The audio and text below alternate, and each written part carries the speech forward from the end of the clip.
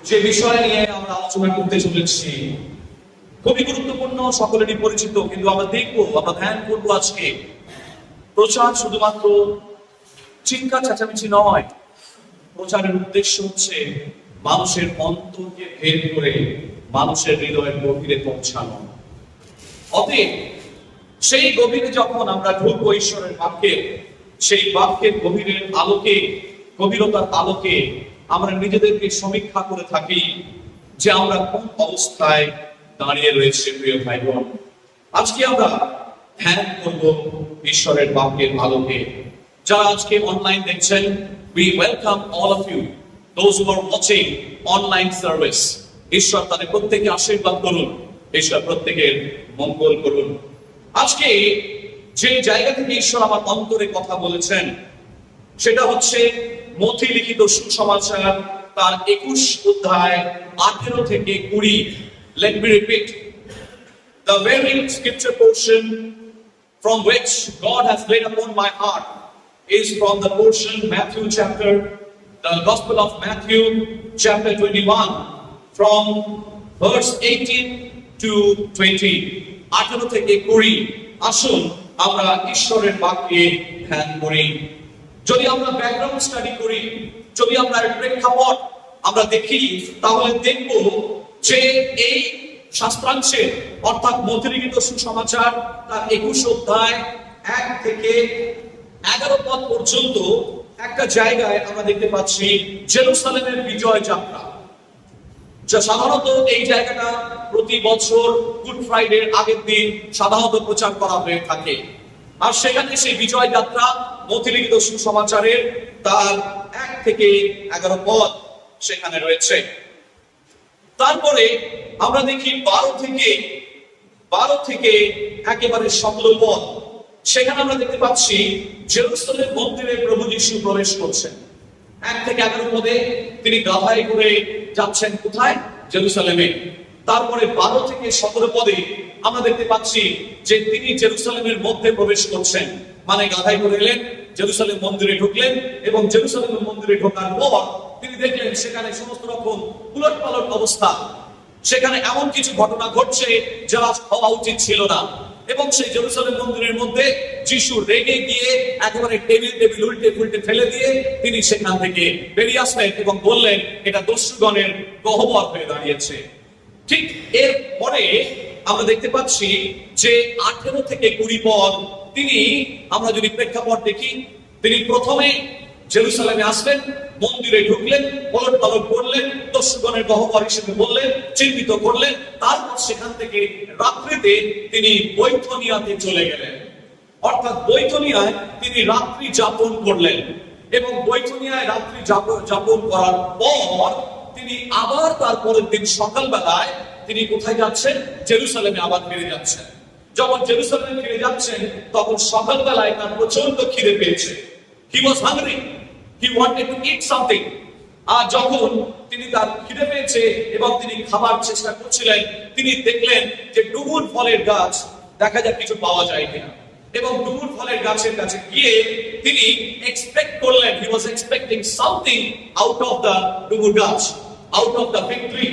সেই ডুমুর গাছের থেকে তিনি কিছু আশা করছিলেন, এবং সেই আশায় তিনি ডুমুর গাছের কাছে এগিয়ে গেলেন, এবং ডুমুর গাছে কিছু না পেয়ে তিনি সাংঘাতিকভাবে একটা অভিশাপ দিয়ে দিলেন, এবং ডুমুর গাছকে বললেন যে, কি বললেন? ভয়ঙ্কর কথা। তিনি বললেন, কোথায় লেখা আছে না? দেখুন কোথায় লেখা আছে। তিনি 18 থেকে, তারপর দেখিতে কিছুই পাইলেন না, তখন গাছটাকে বললেন, আর কখনো তোমার ফল না ধরুক। আর হঠাৎ সেই ডুমুর গাছটা শুকিয়ে গেল। হঠাৎ সেই ডুমুর গাছটা শুকিয়ে গেল। অর্থাৎ এতে শিষ্যরা আশ্চর্য জ্ঞান করলো, ওরে বাপরে, তিনি যা বলেন তাই হয়। আর ডুমুর গাছে তিনি কিছু প্রত্যাশা করছিলেন। আবার মজার কথা, যদি আমরা দেখি যে মার্ক লিখিত সুসমাচার 11 এবং 12 পদে, তাহলে দেখতে পাবো যে এটা ডুমুর গাছের সময় ছিল না, অর্থাৎ ডুমুর ধরার সময় ছিল না। তাহলে যিশু অভিশাপ দিলেন কেন? কেন শাস্ত্রাবদ্ধ করলেন এই ডুমুর গাছটাকে? যদি আমরা ভালো করে ইসরায়েলের একটু জিওগ্রাফিক্যাল বর্ণনা দেখি, তাহলে দেখবো এই ডুমুর গাছ সাধারণত হয় ঠিক বসন্তকালের পরে। বসন্তকালের পরে এই ডুমুর গাছের পাতা ধরে। ডুমুর গাছের পাতা ধরার পল্লবিত হওয়ার কিছুদিন পরে ডুমুরের মুকুল দেখতে পাওয়া যায়, যেটাকে সেখানকার লোকাল আরবি ভাষায় বলা হয় টাক্স। কি বলে? টাক্স। দয়াকার ক তালবের শ, টাক্স। এটা হচ্ছে একটা আরবি শব্দ। এই আরবি শব্দ টাক্স কথার মানে হচ্ছে বাংলায় যেটাকে আমরা ইকুইভ্যালেন্ট শব্দ বলতে পারি, সেটা হচ্ছে মুকুল। আম্র মুকুল আমরা বলে থাকি। ঠিক বসন্তকালের পরে আম হয়ে যায় কি না, বসন্তকালের সময় কি হয়? আমের মুকুল হয়। অর্থাৎ আমের মুকুল দেখে আমরা বুঝতে পারি এই গাছে আম ধরবে কি ধরবে না।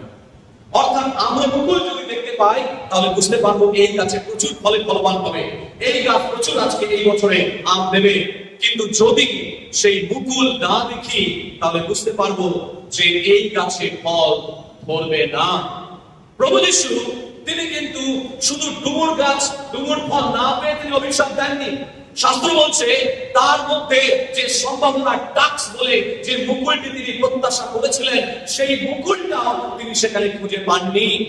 প্রভু যিশু দেখলেন যে তিনি বলছেন যে তার মধ্যে তিনি প্রত্যাশা করেছিলেন যে এই গাছটি আগামী দিনে ফলে ফলবন্ত হবে। বৃক্ষ তোমার কিসের পরিচয়? ফলের পরিচয়। অর্থাৎ যে গাছের ফল, সেই গাছে যদি ফল না হয় তাহলে কৃষক কি করেন? কৃষক সেটাকে নষ্ট করে ফেলেন, সেটাকে জ্বালিয়ে দেন, সেটাকে কেটে ফেলেন। আর আজকে যখন আমরা দেখতে পাই যে প্রভু যিশু যখন তিনি বলছেন সেই তালন্তের গল্প, এবং তিনি বলছেন একজনকে 1 তালন্ত দেওয়া হলো, সেটাকে কেউ 2 তালন্ত দেওয়া হলো, কাউকে 5 তালন্ত দেওয়া হলো, কাউকে বিভিন্ন তালন্ত দেওয়া হলো, এবং যে 5 তালন্ত দেওয়া হয়েছিল সেটাকে সে ব্যবহার করে 10টা করেছে। যাকে 4 তালন্ত দেওয়া হলো সে সেটাকে বাড়িয়েছে, যাকে 2 তালন্ত দেওয়া হলো সেটাকেও সে বাড়িয়েছে, কিন্তু যাকে 1 তালন্ত দেওয়া হয়েছে সে সেটা মাটির মধ্যে পুঁতে রেখে দিয়েছে। যখন সেই কৃষকটাকে, সেই মালিকটাকে সে বলছে তোমাকে যেটা দিলাম সেটা কি করলে? তুমি সেটাকে বাড়াওনি কেন? প্রভু যিশু বললেন সেখান থেকে সেটা কেড়ে নেওয়া হয়েছে। বলছে তুমি অবিশ্বস্ত, তোমাকে যে দায়িত্ব আমি দিয়েছিলাম সেই দায়িত্বে তুমি অবিশ্বস্ত, তুমি সেটাকে সঠিকভাবে ব্যবহার করোনি। আর সেই কারণে যে জিনিস তোমাকে আমি দিয়েছিলাম আমি ফিরিয়ে নিচ্ছি। অর্থাৎ ঈশ্বর চান যেন আমরা ফলবান হই, বলি আমেন। ঈশ্বর প্রত্যেকটি মানুষকে কোনো না কোনো তালন্ত দিয়েছেন, কোনো না কোনো বিশেষ জ্ঞান দিয়েছেন, কোনো না কোনো বিশেষ দায়িত্ব দেওয়ার আগে তিনি সেই তালন্ত আমাদেরকে দিয়েছেন। তাই আজকে যখন সেই দায়িত্ব অনুসারে আমরা সেই দায়িত্ব পালন করি, ঈশ্বর আমাদেরকে আরো আশীর্বাদ করেন। কারণ তিনি বলেছেন যে অল্প দায়িত্বে যারা বিশ্বস্ত থাকবে তাদের বড় দায়িত্ব আমি দেব। Those who are faithful in small things, greater responsibility will be given. অর্থাৎ অল্প দায়িত্ব যারা বিশ্বস্ত থাকবে তাদের বড় দায়িত্ব ঈশ্বর তাদেরকে দেবেন। তাই এখানে সেই গাছটিকে তিনি যখন অভিশাপ দিচ্ছেন, তিনি তার হৃদয়ের মধ্যে একটা ক্ষোভ তৈরি হয়েছে, হৃদয়ের মধ্যে একটা যন্ত্রণা তৈরি হয়েছে। এবং পুরো ব্যাপারটা ভুলে যাবেন না, কনটেক্সট অফ ডিসকাশনটা ভুলে যাবেন না। গতদিন রাত্রে হয়তো প্রভু যিশু ঘুমাতে পারেননি। গতদিন যে ঝামেলা হয়েছে তাই সেই গর্ভগৃহের মধ্যে তার আগের দিন রাত্রে সমস্ত মেজ উল্টে ফেলেছেন, এবং তিনি পিতার গৃহ, প্রার্থনা গৃহ বলিতে আখ্যাত হইবে, পিতার গৃহের মধ্যে এই সমস্ত জিনিস চলছে। এবং সেই কারণেই ঈশ্বর প্রভু যিশুর অন্তরাত্মা বোধহয় খুব দুঃখিত হয়েছিল, এবং সেই দুঃখে ভারাক্রান্ত অবস্থায় হয়তো তিনি সারা রাত্রে ঘুমোতে পারেননি। আর সেই ঘুমোতে না পারার জন্য তার পরের দিন তিনি যখন ক্ষুধার্ত অবস্থায় যাচ্ছেন, তিনি সেই ডুমুর গাছটাকে, তার মধ্যে ফল না পেয়ে শুধু তাই নয়, তার মধ্যে কোনো ফলের সম্ভাবনাও তিনি দেখতে পেলেন না। আর তখনই তা অভিশাপ দিলেন। প্রিয় ভাই বোন, পুরো ঘটনাটা যদি আমরা বুঝি তাহলে বুঝতে পারবো যে ঈশ্বর আমাদের জীবন থেকে ফল প্রত্যাশা করেন। আর সেই কারণে আমি আজকে প্রচারের শিরোনাম দিয়েছি, আপনার মধ্যে কি সেই প্রত্যাশিত ফল রয়েছে? একটা প্রশ্ন চিহ্ন, এটাই প্রচারের শিরোনাম। Do we have? I'm also very much part of it. It is very much inclusive term. আমি নিজেকেও এর মধ্যে জড়িয়ে রাখছি এবং বলছি, do we have expected fruit? Do we have expected fruit? আমাদের মধ্যে সেই প্রত্যাশিত ফল কি আমাদের মধ্যে রয়েছে? Because God expects us to be fruitful. ঈশ্বর চান যেন আমরা ফলবান্ত হই। আর সেই কারণে আমরা যদি যোহন লিখিত সুসমাচারের 15 অধ্যায় 1 থেকে 3 পদ দিয়ে একজন পাঠ করবেন। যোহন লিখিত সুসমাচার 15 অধ্যায় 1 থেকে 3 পদ তিনি বলছেন, কি বলছেন আমরা একটু দেখি।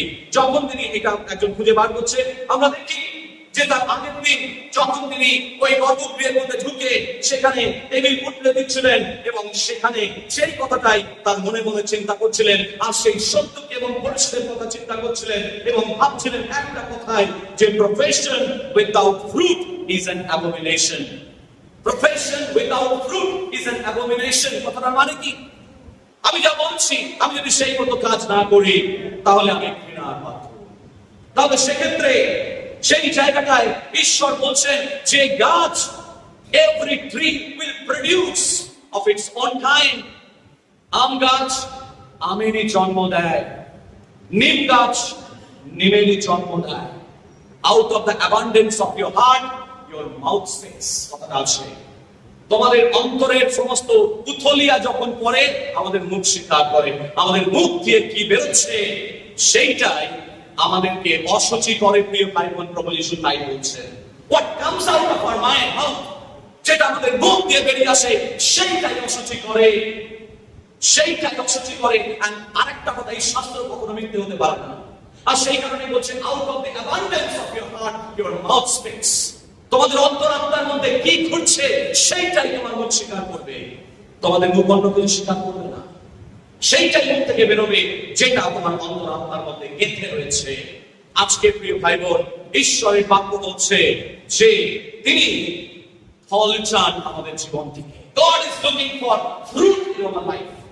আজকে বেথেল মণ্ডলী বহু বছরের বেথেল মণ্ডলীর ভিত্তিপ্রস্তর ঈশ্বর তার দাসের মধ্য দিয়ে স্থাপন করে গেছিলেন, কিন্তু সেই ভিত্তিপ্রস্তর এত বছর হবার পরেও সেই ফল গাছটা বহু বছর ধরে আম গাছ রয়েছে, কিন্তু আমে ফল ধরে না। আম গাছ বহু বছরে, কিন্তু আম ধরে না, জায়গায় জুড়ে বসে আছে। আম গাছটাকে কি করবেন আপনি? আম গাছ রয়েছে, বিশাল বড় আম গাছ, আরে দোতলা সমান আম গাছ, 4 তলা সমান আম গাছ, কিন্তু আম গাছে ফল ধরে। God is looking for fall, fruit he is looking for। এইবার আমরা পূর্বকে যদি খুঁজে পেয়ে থাকেন, যোহন লিখিত সুসমাচার 15 অধ্যায় 1 থেকে 3 পদ।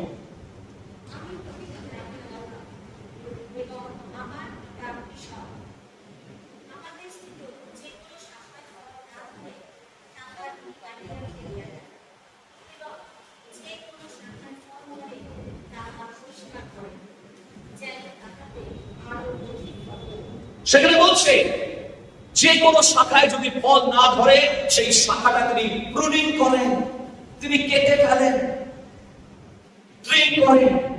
কাছে দেখবেন অনেক সময় যারা গার্ডেনিং করতে ভালোবাসেন তারা দেখবেন বড় বড় কাঁচি পাওয়া যায় গাছের ডাল।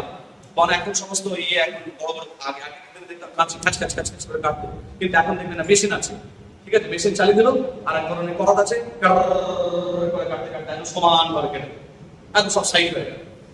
ঈশ্বরের আত্মা আমাদেরকে যে জায়গাগুলো আমাদের জীবনে প্রুনিং করা দরকার সেই জায়গাগুলো কিন্তু তিনি প্রুনিং করবেন, বলুন আমেন। ঈশ্বর বলছেন সেই জায়গাগুলোকে আমি প্রুনিং করতে চান, because God expects us to be fruitful. তিনি চান যেন আমরা ফলবন্ত হই। সেই ফলবন্ত হওয়ার জন্য ঈশ্বর আমাদের জীবন থেকে যে সমস্ত আনপ্লেজেন্ট জিনিসগুলো, যেগুলো অবাঞ্ছিত জিনিস, যেগুলো বাড়তি জিনিস, সেগুলোকে কেটে পরিষ্কার করেন। আমাদের জীবনের মধ্যেও হয়তো কিছু জিনিস এসেছে যে কারণে ঈশ্বর তিনি সেইগুলোকে কাটতে চাইছেন, এবং ঈশ্বর সেই গাছগুলোকে নতুন করে সাজিয়ে গুছিয়ে নতুন করে ফলবন্ত করতে চাইছেন। প্রিয় ভাই বোন, যদি আপনার বাগানের মধ্যে শাকের বাগান আপনি লাগিয়েছেন, কিন্তু সেই শাকের বাগানের মধ্যে যদি অনেক আগাছা হয়, আপনি সেই কি করবেন? আগাছাগুলোকে রেখে দেবেন? ওই আগাছাগুলোর জন্য অনেক কিছু ভালো গাছ, গোলাপ গাছ হতে পারছে না। গোলাপের চারা লাগিয়েছেন, তার মধ্যে অনেক আগাছা গাছ জুড়ে এসে প্যারাসাইটস সেখানে এসে সেই জায়গাগুলোকে, তার রিসোর্স গুলোকে নষ্ট করে ফেলছে। আর সেক্ষেত্রে সেই আগাছাগুলোকে আস্তে আস্তে আস্তে আস্তে বাগানের মালি বা আপনি যখন আপনার বাগানের পরিচর্যা করেন তখন সেগুলোকে আপনি সরিয়ে দেন। ঈশ্বর সেই জায়গাগুলোকে প্রুনিং করতে চায়। ঈশ্বরের হাতে যখন আমাদের জীবনকে সমর্পণ করে দেবো, প্রভুকে বলবো, প্রভু আমার জীবনের এই জায়গাগুলোকে তুমি প্রুনিং করো, আমার জীবনের এই জায়গাগুলো অবাঞ্ছিত আকার ভাবে আউটগ্রোথ হয়েছে, আর সেই আউটগ্রোথটাকে যতক্ষণ না পর্যন্ত সরিয়ে দিচ্ছ সেই জায়গা থেকে তুমি আশীর্বাদ তুমি কি করে নিয়ে আসবে, কারণ আমাদের জীবনের কিছু আনপ্লেজেন্ট আউটগ্রোথ হয়ে থাকে। সেই আনপ্লেজেন্ট আউটগ্রোথ গুলোকে ঈশ্বর ছাড়েন এবং সেইগুলোকে নতুন করে তিনি আকার দেন, বড় করবেন। আজকে যদি আপনি নিজেকে বলেন, প্রভু এই জায়গাটা আমার মনে হচ্ছে যে এটা আউটগ্রোথ, এই আউটগ্রোথটাকে আমি তোমার হাতে সঁপে দিলাম। আমার একটি দুর্বলতা আছে, আমি নিজেকে কন্ট্রোল করতে পারি না, প্রভু এটা আমার জীবনের আউটগ্রোথ, আমি তোমার হাতে সমর্পণ করলাম, তুমি এটাকে সামাল দাও। যদি সেটা মনে করেন আপনার দুর্বলতা, তাহলে ঈশ্বরের হাতে আছে সঁপে দেবেন আপনি। ঈশ্বর আপনাকে প্রচুর পরিমাণে আশীর্বাদ করবেন প্রিয় ভাই বোন। আজকে বিশেষ করে যখন তিনি বলছেন যে শ্যামা ঘাস এবং ফলের গাছ, শ্যামা ঘাসতে বড় হয়, কিন্তু শ্যামা ঘাস কখনো ধানের জন্ম দিতে পারে না, শ্যামা ঘাস কখনো গমের জন্ম দিতে পারে না। শ্যামা ঘাস শুধু শ্যামা ঘাস, দূর থেকে দেখে মনে হবে শ্যামা ঘাস আর ধানের গাছ বা গমের গাছ এটা তো বড় হচ্ছে, দুটো একই রকম মনে হয়, কিন্তু যত কাছে যাবেন আপনি বুঝতে পারবেন এ গাছ শ্যামা ঘাস, এ আনপ্রোডাক্টিভ, এ উৎপাদনশীল নয়, এ উৎপাদন করতে পারবে না, কারণ এই দূর থেকে দেখে মনে হলেও এ কাছে গেলে জুম করলে বুঝতে পারবেন এই শ্যামা ঘাস, একে প্রোডাক্টিভ করা যাবে না। আর সেই কারণে সেই আনপ্রোডাক্টিভ শ্যামা ঘাসগুলোকে ঈশ্বরের বাক্য বলছে সেগুলো একটা সময় উঠবে, বড় হবে, কিন্তু যখন গোলাজাত করার সময় হবে তখন তাদেরকে তিনি মুড়িয়ে ফেলবেন বলি আমি। তাই আজকে আপনাকে এবং আমাকে সিদ্ধান্ত নিতে হবে যে আমি কি শ্যামা ঘাসের দলে যাব, নাকি আমি সেই ধান এবং গমের দিকে যাব যে ধান প্রোডাক্টিভ। সেই ধান দিয়ে গোলাজাত যখন হবে, বহু মানুষের জীবনে আশীর্বাদের কারণ হতে পারে, মানুষের জীবনে আপনি আশীর্বাদের কারণ হতে পারেন প্রিয় ভাই বোন। আজকে ঈশ্বর যদি আশীর্বাদের কারণ আপনাকে করতে চান, তাহলে আপনাকে সেই প্রোডাক্টিভ জায়গায় আসতে হবে প্রিয় ভাই বোন। আজকে ঈশ্বরের বাক্য শেষ করার আগে একটি গল্প দিয়ে আমি শেষ করব। মনে পড়ে যাচ্ছে বহু বছর আগে একটি সিনেমা দেখেছিলাম, পথ ভোলা। হয়তো আপনারা অনেকেই দেখেছেন, তাপস পাল অনেকে রয়েছে, এবং এরা একটা জাল ওষুধ তৈরির কারখানায় কাজ করতো এবং তারপরে পুলিশের হাতে ধরা পড়ার ভয়ে তারা দৌড়ে কোনো জায়গা থেকে অ্যাবসকন্ডিং করেছে, কোনো জায়গায় দৌড়ে দৌড়ে চলে যাচ্ছে, এবং সেখানে একটা পুরুলিয়ার নামে একটা গ্রামে সেখানে গেছে এবং গিয়ে খিদে পেয়েছে খুব জোর, এবং সেখানে একজন বৃদ্ধ মানুষ থাকে, তার নাম উৎপল দত্ত। সন্ধ্যা রায় তারা একটি জায়গায় থাকে এবং তারা তাদের কাছে গিয়ে বলছে, আমাদেরকে খেতে দাও, না খেতে দিলে গুলি করে ফেলবো। সে বলছে, এখানে খাবার কোথায়? ভুট্টা খেতে দিয়েছে। বলে, খিদে নেই, ভুট্টা খাবো, ভুট্টা শুনে ফেলে দিচ্ছি। বলছে, ও গায়ে খুব জোর, ঠিক আছে চলো, কালকে তোমাদের ভুট্টা খাও, আজকে তোমরা ফেলে দেবে, চলো। এবার তারপরের দিন মাঠে গেছে, এ বাবা পাথুরে জমি, বলছে এইখানে যদি ভাত খেতে চাও এইখানে মাটি খোঁড়ো, মাটি খুঁড়ে এই পাথরগুলোকে সরাও। পাথরগুলো এবার মাটি ভাঙতে শুরু করেছে। মাটি কোথায়? সবই তো পাথর। এইবার বলছে, মাটি কোথায়? সবই তো পাথর। এইবার পাথরগুলোকে ভাঙতে শুরু করেছে, গাড়ি দিয়ে পাথরগুলোকে মারছে মারছে মারছে, আর পাথরগুলো ভেঙে যাচ্ছে, টুকরো হয়ে যাচ্ছে, অনেকগুলো গুড়িয়ে যাচ্ছে, এবং তারপরে সেই পাথরগুলোকে সরিয়ে দিচ্ছে। তারপরে সেখান থেকে মাটি বের হলো, মাটি বেরিয়ে সেই মাটিকে ভালো করে পায়ে তোলে, সেই মাটি দিয়ে তৈরি হলো চাষ। তারপরে সেখানে ধান লাগানো হলো, তারপরে তারা পেল ধান। এর মধ্যে দিয়ে কি প্রমাণিত হয়? দুটো জিনিস। কোন জমিকে উর্বরা করতে গেলে সেই জমির মধ্যে যদি প্রচুর পাথর থাকে, তাহলে সেখানে ধান চাষ সহজে করা যায় না। সেই পাথরগুলো ঈশ্বর অনেক সময় আস্তে আস্তে আস্তে আস্তে সরিয়ে দেন, কিন্তু তিনি দুটো পদ্ধতিতে সরান। একটা পদ্ধতি হচ্ছে গুড়িয়ে দেন, আর একটা পদ্ধতি হচ্ছে সরিয়ে দেন। গুড়িয়ে দিলে খুব কষ্টদায়ক, এবং যদিও দুটোই কষ্টদায়ক, কিন্তু দুটো পদ্ধতিতে ঈশ্বর সেই পাথরগুলোকে সরিয়ে দেন। কিন্তু যদি মাটি যখন বেরিয়ে আসে, সেই মাটিকে তিনি নতুন করে আকার দেন। এবং বাইবেলে প্রভু যিশু এবং বিশেষ করে জেরেমিয়া পুস্তকে দেখবেন তিনি কোমল, আমরা মাটি। আজকে তিনি বলছেন, যদি তোমরা মাটি হও, সেই মাটিকে আমি নতুন করে আকার দেব বলে আমি নতুন করে একটি আকার দেব।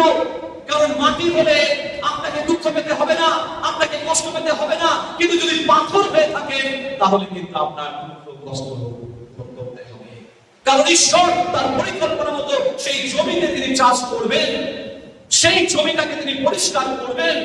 আর সেই জমিটাতে যতক্ষণ ওই পাথর থাকবে ততক্ষণ পাথরকে আস্তে আস্তে তিনি তুলে ফেলবেন এবং তিনি সেই মাটিকে খুঁজছেন। প্রিয় ভাই বোন, আজকে আপনি কি সেই মাটি হবেন?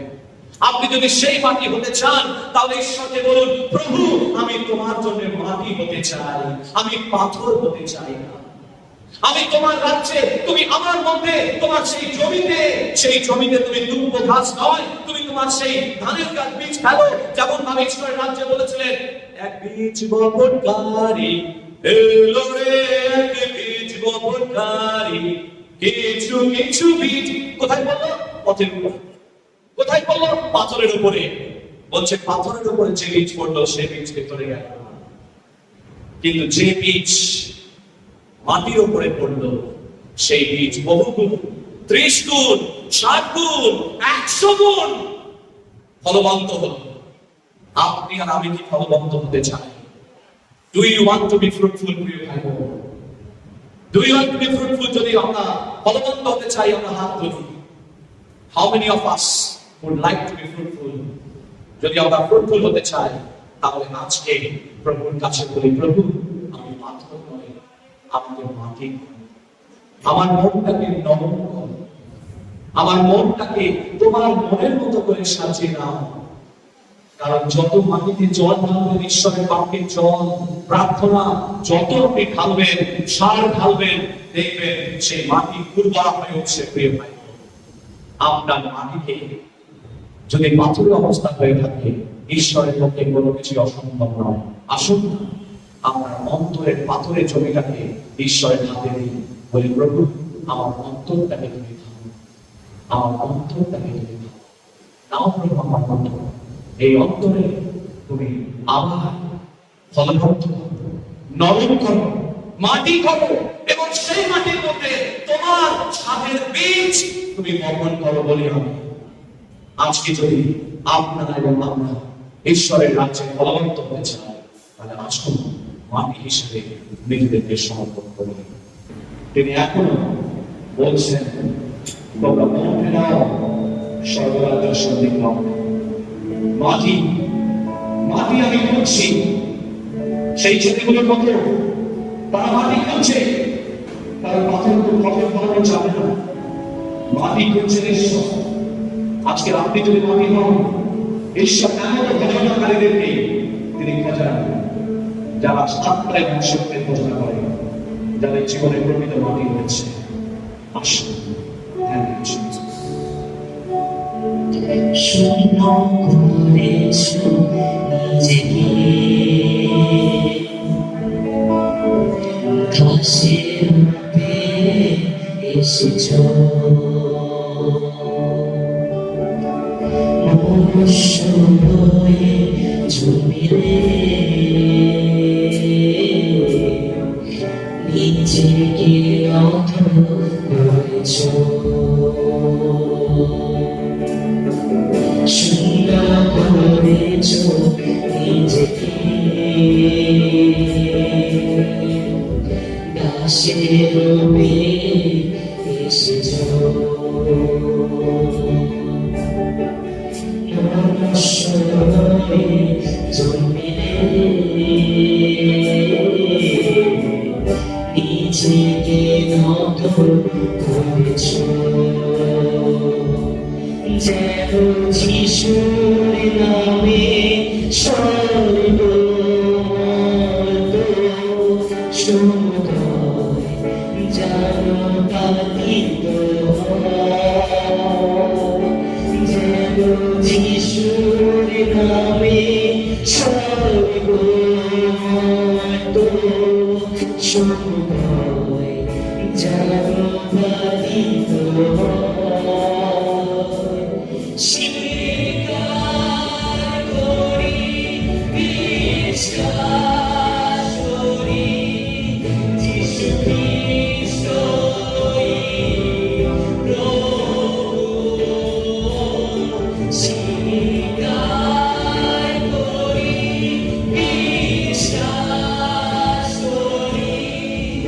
যিশু খ্রিস্ট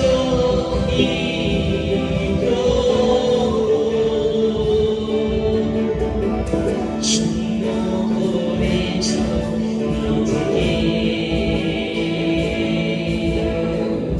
দাসের রূপে এসেছ মনুষ্য হয়ে জন্মিলে নিজেকে নত করেছ যেন যিশুর নামে সর্বমত সবাই জানুবাদিত যেন যিশুর নামে সর্বমত সবাই জানুবাদিত স্বীকার করি বিশ্বাস করি যিশু খ্রিস্টই প্রভু স্বীকার করি বিশ্বাস করি যিশু খ্রিস্টই